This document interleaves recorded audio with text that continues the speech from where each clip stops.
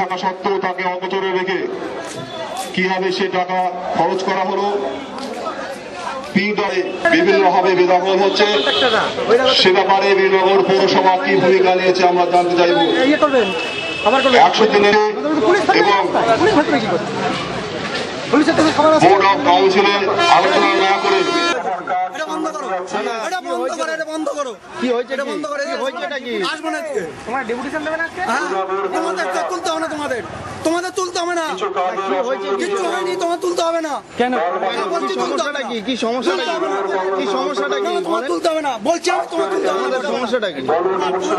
Trinamool Congress chairman, Nadia জেলা তৃণমূল কংগ্রেসের সহসভাপতি, বীরনগর পৌরসভার প্রাক্তন পৌরপতি মাননীয় নন্দ